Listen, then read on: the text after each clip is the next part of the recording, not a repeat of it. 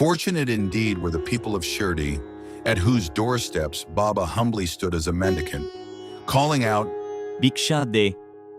while extending his hand to receive alms. Each day he followed a set path, visiting specific homes and moving from door to door.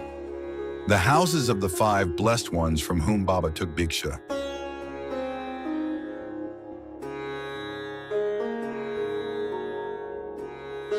Baba would beg until noon, but his routine was never fixed. On some days he visited only a few homes. On others, he continued until midday. Whatever he collected was used to distribute food to those who are hungry. Some were emptied into an earthen pot, kundi, freely accessible to dogs, cats, and birds. Baba never chased them away, allowing all creatures to partake without distinction. Only later would Baba eat a small amount himself. Sai Baba had always found joy in lighting lamps at Dwarkamai. Each evening as the sun dipped below the horizon, he would prepare the earthen lamps in the mosque, filling them with oil and setting the wicks in place.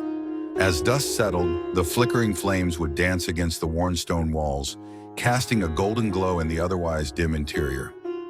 Every day he would set out into the village, moving from shop to shop, asking for a little oil to keep the flames alive.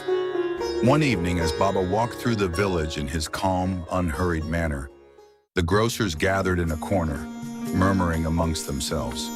Their once charitable hearts had hardened with suspicion and self-interest. Why should we keep giving oil to this fakir? What does he give us in return? We have families to feed and businesses to run. One of them scoffed. Another, emboldened by the murmurs of discontent, added, Enough of this nuisance. Let's put an end to it once and for all. That evening, as Baba approached them, his white robes trailing softly behind him, they were ready. His expression was as serene as ever when he made his simple request. Will you give me some oil for the lamp? The grocers exchanged smirks, their plan already in motion. No, Baba.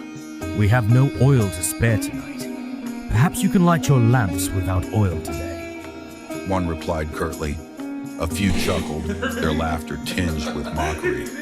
Baba's face remained composed, as though untouched by the sting of their refusal. Without a word, he simply turned and walked back to Dwarkamai. Curious to see how the fakir would manage without oil, the grocers followed at a distance, lurking in the shadows outside the mosque. They expected to witness his failure, perhaps to see him struggle in the darkness. Inside Dwarkamai, Baba moved with his usual grace. The small earthen lamps sat in a neat row, their wicks dry and waiting. Kneeling before them, Baba took a small brass tumbler, filled with only a few drops of oil, barely enough for a single flame. With quiet reverence, Baba poured water into the tumbler, raising it slightly in prayer. Then, to the astonishment of those watching, he drank the mixture. A moment passed. The room seemed to hold its breath. Then Baba spat the water back into a vessel. To the grocer's utter disbelief, the clear liquid began to shimmer, its consistency thickening, turning golden, unmistakably oil. With his ever-gentle demeanor, Baba handed the vessel to Bagoji Shinde, his devoted attendant. Pour this into the lamps. Baba instructed softly. Bagoji, long accustomed to Baba's divine ways, did not hesitate. He filled each lamp with the miraculous oil and then lit the wicks. The lamps flared to life, their flames strong and unwavering, as though they had been burning with the purest oil all along. The light filled the mosque, casting divine radiance across Baba's peaceful face.